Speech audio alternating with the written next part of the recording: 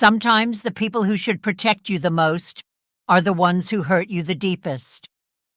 I want to share something with you today, a story about coming home to emptiness, not just in rooms, but in the hearts of those you raised. What I'm about to tell you isn't easy, but it's real, and maybe somewhere in these words you'll find something that matters. My name is Helen Morrison.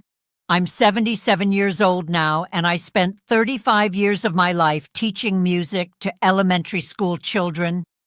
If you'd asked me 3 years ago to describe myself, I would have said I was a mother of 3, a widow, a retired teacher who still believed in the goodness of family. Today, sitting here in my small apartment at Maplewood Senior Living, with my second-hand piano against the wall and photographs of former students on my desk, I would tell you something different. I would tell you I'm a woman who learned the hardest lesson of her life at an age when most lessons should be behind you. Let me take you back to where this story really begins. Not to 2024, but to 1970, when Frank Morrison and I bought our first house. We were young then, barely 30, and that little 2-story house on Elm Street felt like a palace. Frank was an electrician with hands that could fix anything, and I was teaching at Lincoln Elementary, coming home each evening with sheet music tucked under my arm and songs in my head. The house wasn't fancy. The kitchen counters were Formica, the bathroom had pink tiles that were already outdated, and the basement smelled faintly of mildew no matter what we did. But it was ours. Frank had this way of making everything special. That first winter, he built a bookshelf for the living room, not from a kit, but from scratch, measuring and cutting each piece of oak in the garage, sanding it until the wood was smooth as silk. It took him 3 months of weekends, and when he finally installed it, fitting it perfectly into the alcove by the window, I cried. "Now you have somewhere proper for your music books," he said, kissing my forehead. That bookshelf became the heart of our home. Over the years, it held everything. My collection of classical compositions, Frank's mystery novels, our children's picture books, photo albums, my grandmother's china teacup that I used as a pencil holder. Speaking of my grandmother, she was the one who gave us the antique vanity that became another treasure. When she passed in 1975, my mother asked what I wanted from her estate. Most of my cousins were eyeing the jewelry or the silverware, but I asked for that old mahogany vanity with the oval mirror. It had been in our family since the 1890s, brought over from Ireland by my great-grandmother. The wood was dark and rich, carved with delicate flowers along the edges, and the mirror had that slightly warped quality of very old glass. I put it in our bedroom, and every morning for decades, I sat at that vanity to brush my hair, looking into the same mirror my grandmother had used, and her mother before her. It made me feel connected to something larger than myself. Then there was my father's painting. Dad wasn't a professional artist. He was a postal worker, but he had this gift. On weekends, he'd set up his easel in the backyard and paint landscapes. Most of them were pretty but ordinary, the kind of thing you'd see at a community art show.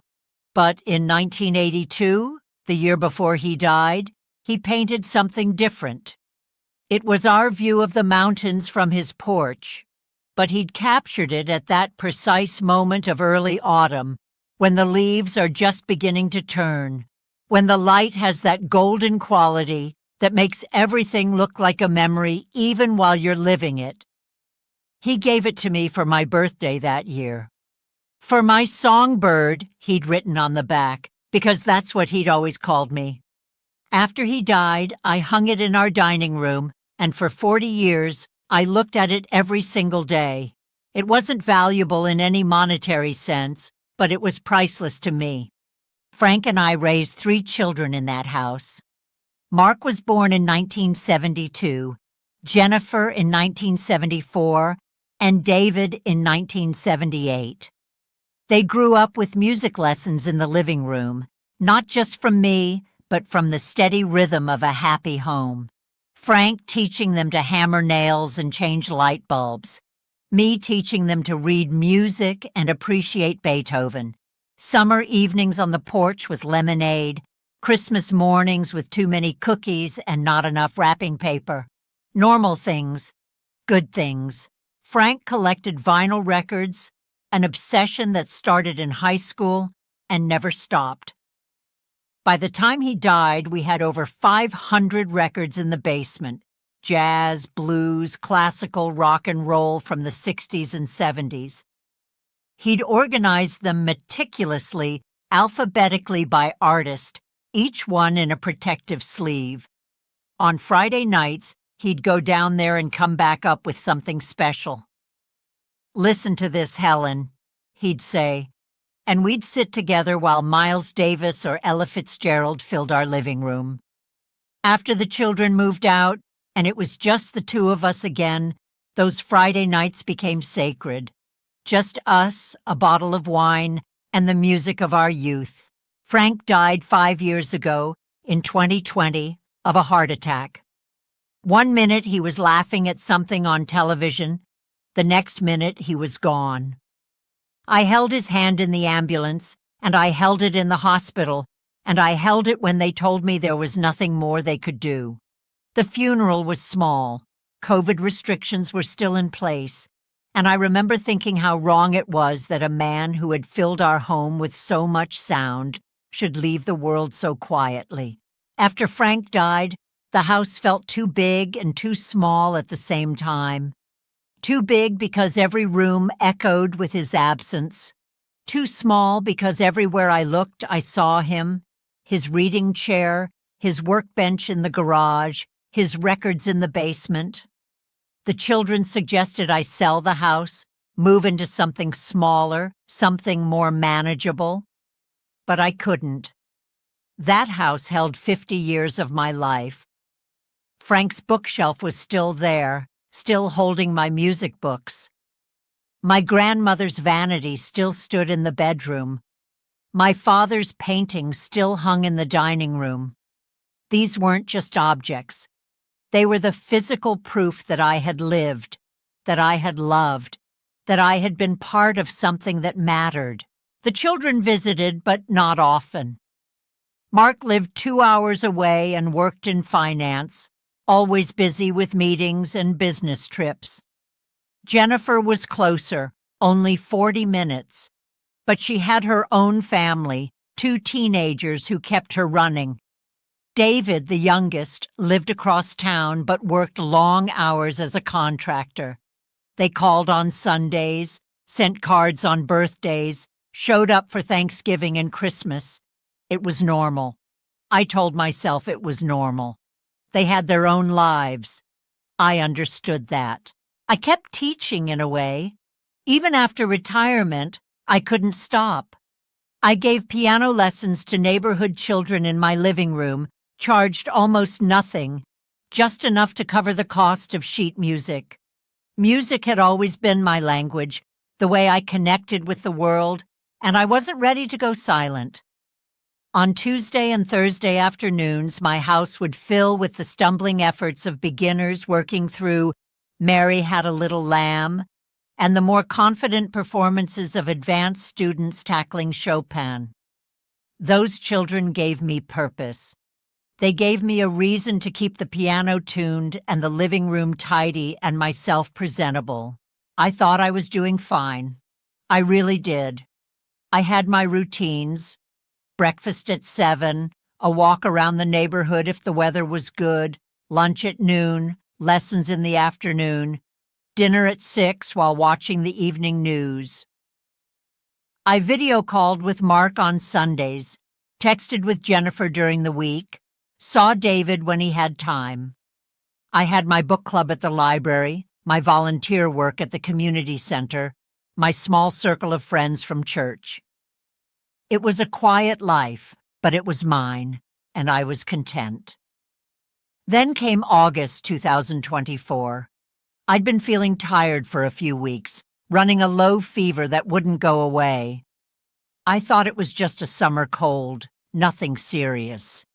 But one Tuesday morning, I woke up and couldn't catch my breath. My chest felt tight, and when I tried to stand, the room spun. I managed to call 911, and the next thing I remember clearly is being in an ambulance, an oxygen mask over my face, a paramedic telling me to stay calm. "Severe pneumonia," they said. Both lungs. My oxygen levels were dangerously low. They put me in the ICU, hooked me up to machines that beeped and hissed, pumped me full of antibiotics and steroids. The first few days are a blur. I was too sick to really understand what was happening. I remember Mark's face hovering over me at some point, his hand on my arm. I remember Jennifer crying in the hallway. I remember David's voice saying, "She's going to be okay. She has to be okay." 3 weeks in intensive care, 3 weeks of fighting to breathe, fighting to stay conscious, fighting to stay alive. The doctors told me later that it was close, closer than they'd wanted to admit at the time. But I'm stubborn. Frank used to joke that I was too stubborn to die, and maybe he was right. Slowly, painfully, I got better. They moved me to a regular room, then to a rehabilitation ward where I had to learn to walk again without getting dizzy, where physical therapists worked with me to rebuild the strength I'd lost. The children came to visit. Mark brought flowers and sat by my bed, telling me about his work, his life, normal conversation that felt comforting in its ordinariness. Jennifer brought homemade soup, not that I could eat much of it, but the gesture was kind. David came straight from job sites, still in his work boots, and talked about the houses he was renovating. They seemed genuinely worried, genuinely caring. "Mom, you just focus on getting better," Mark said during one visit. "Don't worry about anything at home. We've got it covered." "That's right," Jennifer added. "We're checking on the house regularly, making sure everything's okay." The mail, the plants, everything. I felt guilty for being a burden, but also grateful. "Thank you," I whispered, my voice still weak. "I know you're all so busy. It means so much that you're taking care of things." "That's what family does," David said, squeezing my hand. 6 weeks total in the hospital. 6 weeks of white walls and antiseptic smells and terrible food. 6 weeks of nurses checking vitals at all hours and doctors making their rounds and physical therapists pushing me to walk a little farther each day. 6 weeks of missing my house, my piano, my own bed. I dreamed about going home, about sleeping in my own room again, about sitting at Frank's bookshelf with a cup of tea and a good book. Finally, in late September, they discharged me. David picked me up. Mark was traveling for work, and Jennifer had a conflict with her daughter's school event. I didn't mind. I was just happy to be leaving, happy to be going home. David helped me into his truck, loaded my small bag of belongings into the back, and we drove through streets that felt almost foreign after so long away. The trees had started to turn, early autumn painting the world in rust and gold, just like in my father's painting. When we pulled into the driveway of my house, I noticed immediately that something was off. The 2 wooden rocking chairs that usually sat on the porch were gone. "David, where are the porch chairs?" I asked. "Oh, those old things? They were falling apart, Mom. We got rid of them." Falling apart? Frank made those chairs. They were perfectly fine. They were rickety. We didn't want you tripping over them. I frowned, but said nothing. Maybe I was misremembering. Maybe they had been in bad shape. I'd been so sick after all. Perhaps my memory wasn't reliable. David came around to help me out of the truck. I was still weak, still unsteady on my feet, and I leaned heavily on his arm as we walked to the front door. He unlocked it, pushed it open, and stepped aside to let me enter first. I walked into my living room and stopped breathing. It was empty. Completely, devastatingly empty. Frank's bookshelf, the one he'd spent 3 months building, the one that had held our lives for 50 years, was gone. The alcove where it had stood was just a bare wall, the paint slightly darker where the wood had protected it from sunlight. The sofa where Frank and I had sat together for countless Friday nights was gone. The coffee table where we'd played cards with the children was gone. The armchair where I'd nursed 3 babies and read countless bedtime stories was gone. The Persian rug that Frank had bought me for our 20th anniversary was gone. Even the curtains were gone, leaving the windows naked and exposed. I walked through the house like a ghost, David trailing behind me. The dining room was stripped bare, the table, the chairs, and oh God, my father's painting. The wall where it had hung for 40 years showed a rectangle of unfaded paint, a ghost of what had been there. In the kitchen, the little breakfast nook was gone. Our bedroom, my grandmother's vanity, had vanished, and the bed Frank and I had shared for 45 years had been replaced with a cheap single bed, the kind you might buy at a discount furniture store. I made my way down to the basement, my legs shaking. The shelves where Frank's record collection had lived were empty. All 500 records gone. Decades of music, carefully collected and lovingly maintained, vanished as if they'd never existed. David. My voice came out as a whisper. What happened to everything? He wouldn't meet my eyes. Mom, we need to talk. Maybe you should sit down. There's nowhere to sit. I practically screamed it, and the force of it made me cough, my still healing lungs protesting. There's nothing left. Where is everything? Where is your father's bookshelf? Where is my grandmother's vanity?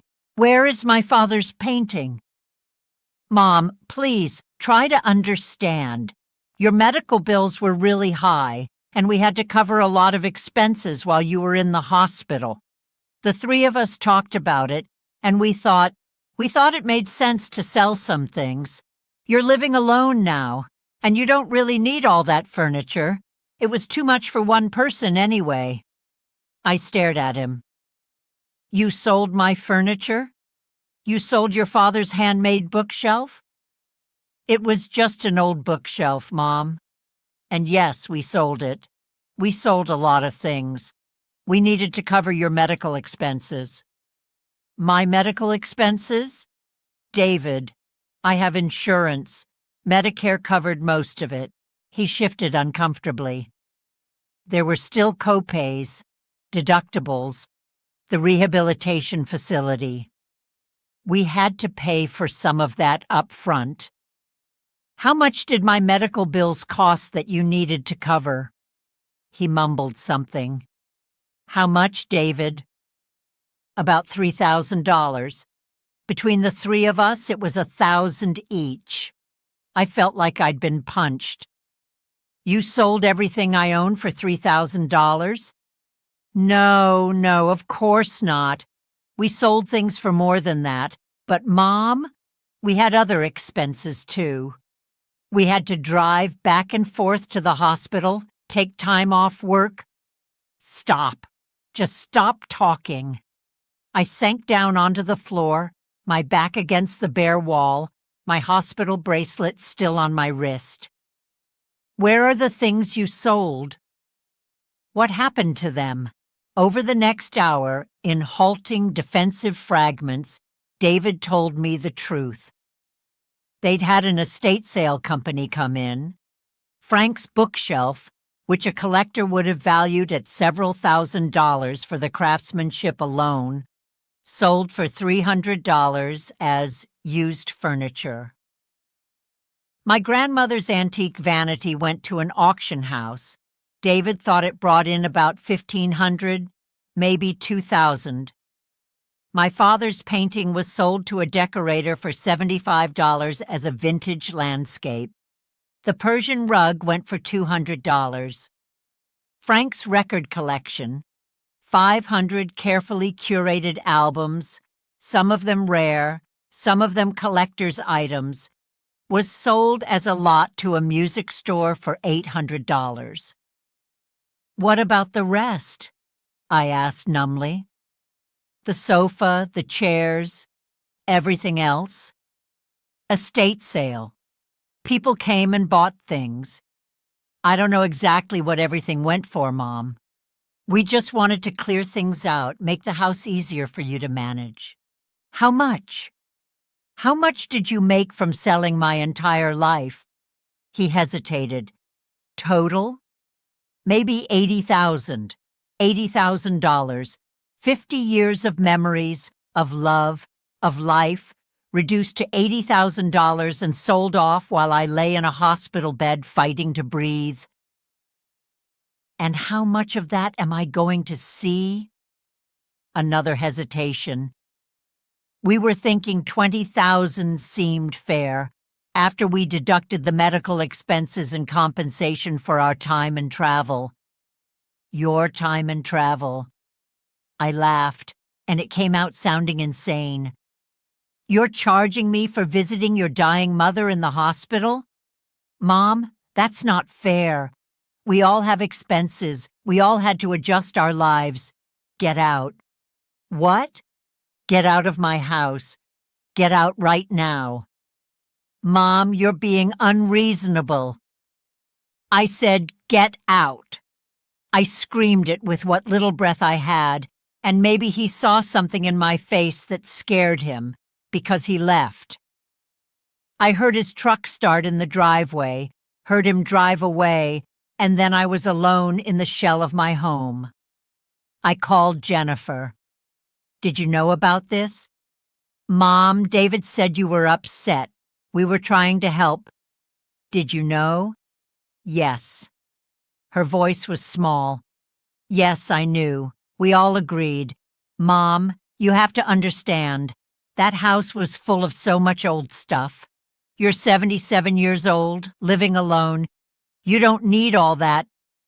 My father's painting, Jennifer. The one he made for me before he died. You sold it for $75. Silence. Did you think about what that painting meant? Did you think about anything except the money? Mom, I'm sorry if you're upset, but we really did think we were helping. And honestly, those old things were just going to end up with us eventually anyway, so we thought. I hung up. I couldn't listen anymore. Mark didn't even try to apologize when I called him. Mom, you're being dramatic. It was just furniture.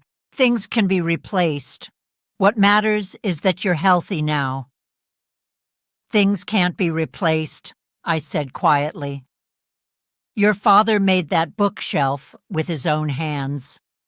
My grandmother used that vanity. My father painted that painting specifically for me. Those weren't just things, Mark. They were the proof that I had a life, that I loved people, and they loved me back. Well, they're gone now, so there's no point dwelling on it. We'll get you some new furniture, something more practical. I don't want new furniture from you. I don't want anything from you. That's when he got angry. You know what, Mom? We spent weeks dealing with your crisis. Weeks of driving to the hospital, dealing with doctors, making decisions while you were unconscious. We could have just put you in a nursing home, but we didn't. We took care of you. And this is the thanks we get. You took care of yourselves, I said. You saw an opportunity and you took it. I hung up before he could respond. The next few days were the darkest of my life. I slept on that cheap single bed in a bedroom that didn't feel like mine anymore. I sat on the floor because there was nowhere else to sit. I ordered a folding chair from Amazon so I'd have something, anything. I ate crackers and cheese because I couldn't bear to stand in the kitchen where the breakfast nook used to be. I started investigating. I'm not completely helpless with technology. I know how to use Facebook, how to search online, and that's when I found it. Mark had posted a picture on his Facebook page 3 weeks earlier, during my hospital stay. It showed Frank's bookshelf in his living room, beautifully lit, filled with expensive-looking books. The caption read, "Just received this gorgeous vintage piece for my home office. Perfect for my collection." I scrolled through the comments, friends congratulating him on the find, someone asking where he'd gotten it. Mark's response, "Family piece. Been in my family for generations. Priceless, really." I sat there staring at that post for an hour. Not generations. 50 years. Your father made it in our garage in 1970.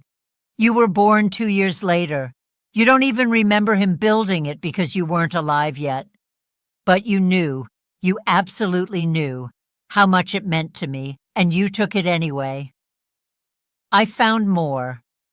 Jennifer had posted pictures of a vintage vanity in her guest bedroom.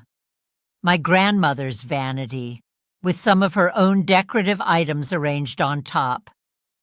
The comments were full of people admiring it. Jennifer had responded, "Thanks. It's been in my family forever." Finally had the space to display it properly. Display it. As if it were a museum piece, not the place where 4 generations of women had sat each morning, brushing their hair, preparing to face the world. David, at least, hadn't posted anything. Small mercies. I made my decision that night sitting on the floor of my empty living room. I wasn't going to fight them for the objects back. Even if I could, they were tainted now. How could I look at Frank's bookshelf knowing Mark had lied about its origins? How could I sit at my grandmother's vanity knowing Jennifer had used my hospitalization as an opportunity for redecorating? Number. They could keep their spoils, but they wouldn't get anything else. I called a real estate agent the next morning. Within a week, the house was listed. The children were furious. "You can't sell that house," Mark shouted over the phone. "That's our inheritance." "Your inheritance?" I laughed. "You already took your inheritance. You took it while I was dying in the hospital. What's left is mine." "Mom, be reasonable. Where are you going to live? That's not your concern anymore." Jennifer tried the emotional approach. "Mom, that house has so many memories. Don't you want to stay where you raised us, where you and Dad were happy?"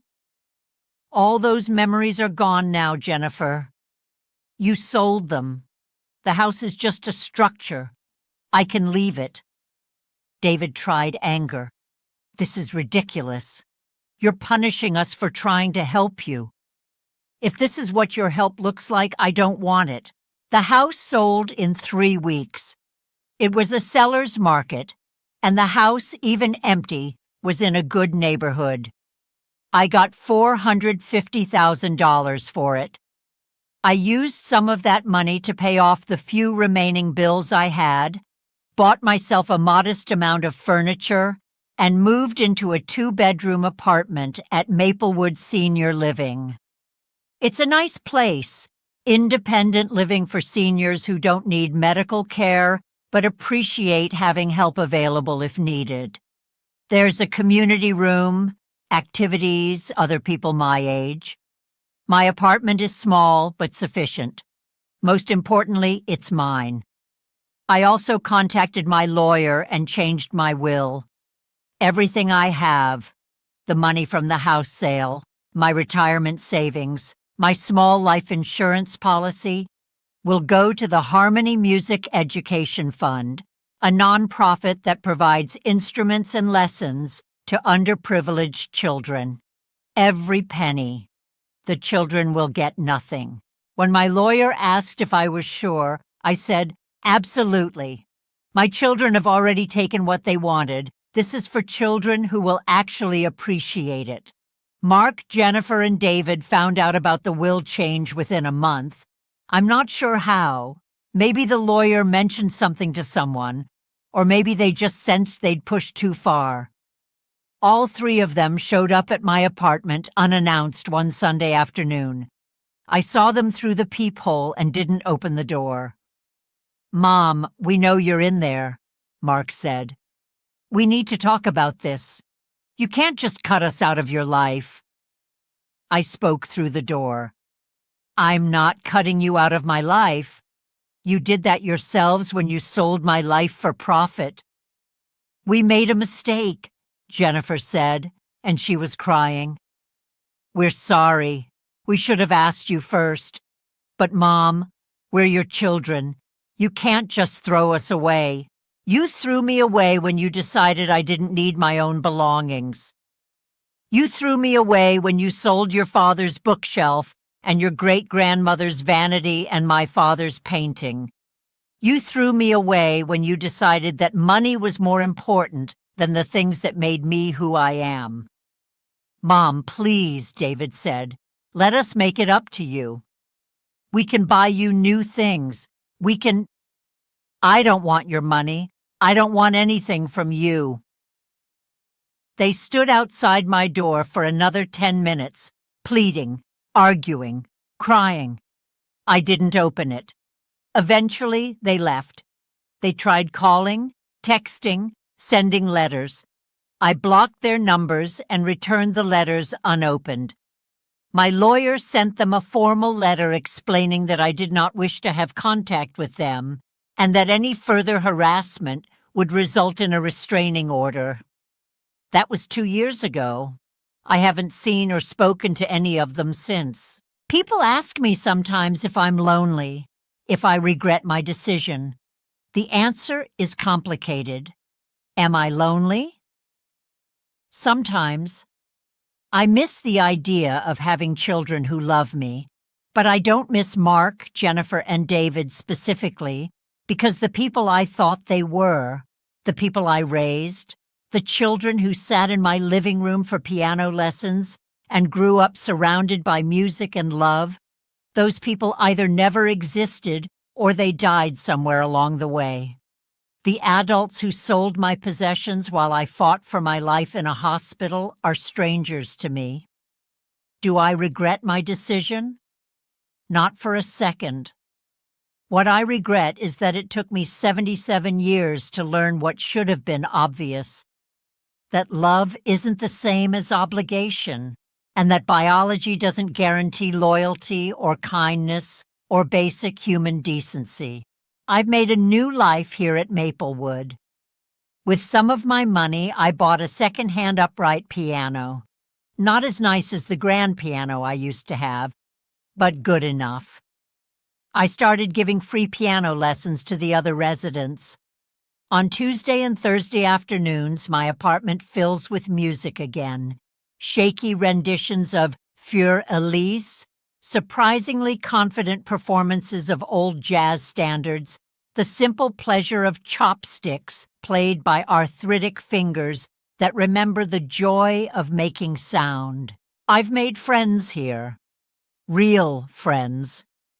Sarah, who lives down the hall, lost her husband the same year I lost Frank. We have coffee together every morning and talk about everything and nothing. George, who lived through the Depression and has stories that make my troubles feel manageable. Patricia, whose children visit every week and who doesn't take that for granted. We play cards on Friday nights, and sometimes I bring down the portable speaker I bought and play jazz, not on vinyl because those records are gone, but on streaming services that Frank would have found both miraculous and slightly offensive. I volunteer at the community center, teaching music to underprivileged kids through the same program that will receive my estate. These children remind me why I became a teacher in the first place. They show up with eagerness and gratitude, excited to learn something new, respectful of the instruments I help provide. When an 8-year-old named Marcus played his first complete song without mistakes and looked up at me with such pride, such joy, I thought, this is what matters. This connection, this moment of creating something beautiful together. This is what I'm leaving behind. Sometimes late at night, I think about the objects I lost. I miss Frank's bookshelf, the way the afternoon light would hit it at a certain angle and make the wood glow golden. I miss my grandmother's vanity, the ritual of sitting there each morning, feeling connected to the women who came before me. I miss my father's painting, the way it captured not just a landscape, but a moment, a feeling, a father's love for his daughter. I miss Frank's records, the snap and pop of vinyl, the tangible act of choosing an album and lowering the needle. But here's what I've learned. Those objects were precious because of what they represented, not because of what they were. The bookshelf was wood and nails and varnish. The vanity was mahogany and glass. The painting was canvas and oil. The records were vinyl and paper. What made them precious was the love attached to them. Frank's patient craftsmanship, my grandmother's daily routine, my father's artistic vision, Frank's joy in music. My children took the objects, but they couldn't take the memories. They couldn't take the image in my mind of Frank in the garage, measuring and cutting and sanding. They couldn't take the sound of my grandmother's voice telling me stories while I watched her brush her hair. They couldn't take my father's smile when he gave me that painting, or the way Frank would close his eyes and conduct imaginary orchestras while jazz played in our living room. Those memories are mine. They can never be sold, never be auctioned, never be posted on Facebook with a caption about family heirlooms. They exist only in my mind and heart, and when I die, they'll die with me, and that's okay. That's how it should be. Some things aren't meant to last forever in physical form. Some things are meant to be carried inside us, weightless and priceless and purely our own. I've also learned that family is what you make it, not what you're born into. Sarah and George and Patricia are more family to me now than my biological children. The kids I teach at the community center call me Miss Helen and hug me when they arrive for lessons and show me their recital performances with beaming faces. They're more my children than Mark, Jennifer, and David ever were after they turned into adults who saw their mother as an asset to be liquidated rather than a person to be loved. When people here at Maplewood ask about my family, I tell them the truth. I don't have children. I have students, I have friends, but I don't have children. Most people understand without further explanation. Those who press for details get the short version. We're estranged. They made choices I couldn't forgive. No one pushes beyond that. Last month, I got a letter from Jennifer. It was forwarded through my lawyer, who included a note asking if I wanted him to return it unopened. I decided to read it. It was 6 pages of apologies, explanations, justifications. She wrote about how stressed they'd all been, how scared they were that I might die, how the financial pressure of potentially inheriting a house they'd have to maintain had made them panic. She wrote that Mark's wife had been the one to suggest the estate sale, that she and David had just gone along with it. She wrote that they genuinely believed they were helping, making my life simpler. She wrote that she'd tried to find the painting I loved to buy it back, but the decorator who bought it had already sold it to someone else and couldn't remember who. She wrote that she visited my grandmother's vanity every day and thought of me. At the end, she begged me to reconsider, to give them another chance, to please not die without forgiving them, I wrote back. Just one sentence. You visit the vanity every day and think of me, but you never once thought to ask if I wanted it back. I sent it through my lawyer with instructions that this was my final communication with her, and that any further attempts at contact would be considered harassment. I'm not a cruel person. I don't take pleasure in their pain, but I also won't absolve them just to make them feel better. They're not sorry they hurt me. They're sorry there are consequences to hurting me. They're sorry they won't inherit my money. If I were still in that house, surrounded by empty rooms and broken trust, I suspect they'd visit occasionally, perform the minimal duties of children with an elderly parent, and wait for me to die so they could sell what's left. Instead, I'm here, healthy enough, happy enough, and they're locked out of both my life and my will. That's not cruelty. That's justice. If I could go back and change things, would I? Would I want to have prevented them from selling my belongings? Maybe. But then I wouldn't have learned this final, crucial lesson about who they really were. I might have died still believing in a version of my children that didn't exist, might have left them everything, might have never discovered my own strength and capacity for starting over. At 77, I started a new life. I made new friends. I found new purpose. I discovered that I didn't need the objects I'd treasured. I just needed the strength to acknowledge that the people I'd treasured didn't treasure me back. There's freedom in that. Painful freedom, yes, but freedom nonetheless. To anyone listening who might be going through something similar, whether it's children who betray you, or spouses who leave, or friends who fail you, I want you to know this. You are not required to forgive people just because they're family. You are not required to maintain relationships with people who hurt you just because you share DNA. You are not required to sacrifice your dignity, your peace, or your self-respect on the altar of blood relations. Family should be the people who protect you when you're vulnerable, not the people who exploit your vulnerability for profit.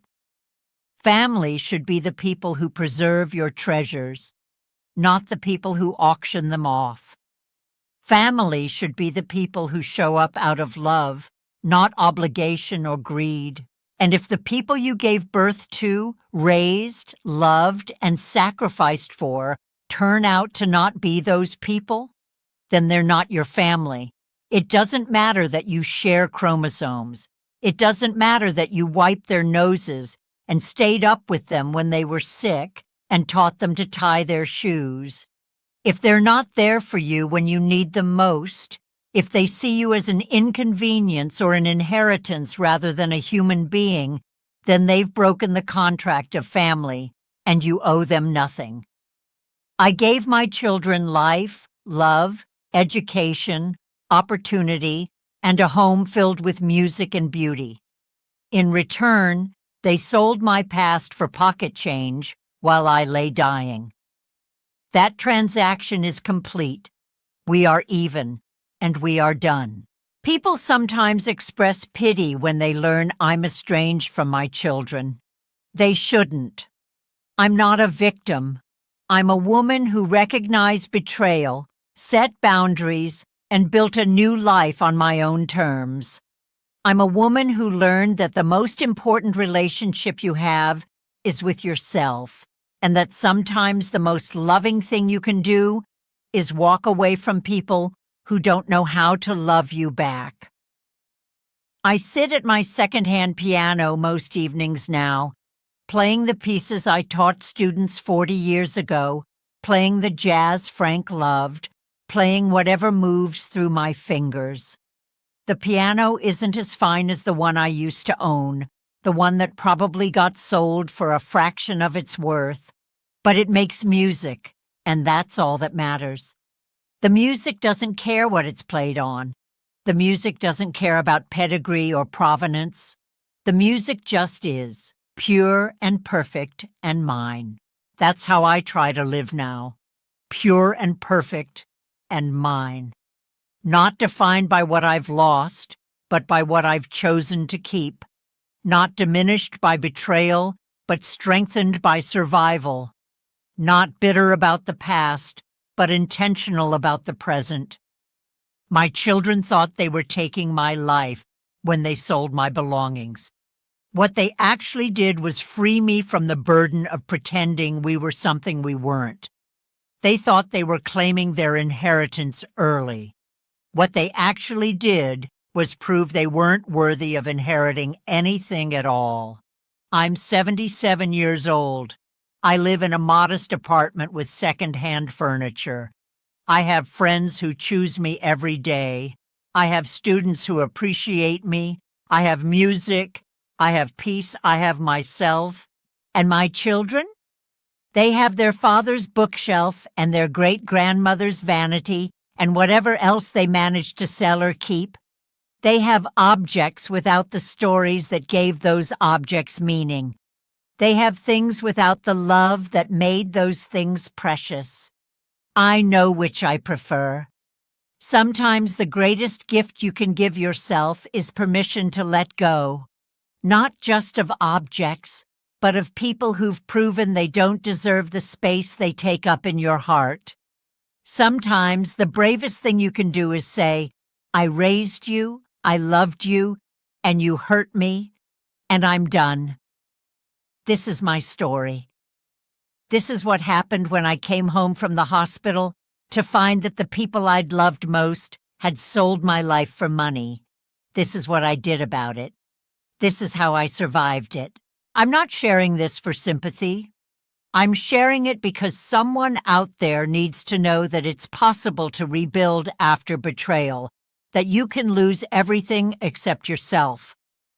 That family is what you choose, not what you're born into. That at 77 or 87 or any age, you can start over. The music I make now doesn't sound any different than the music I made in my old house on Frank's piano.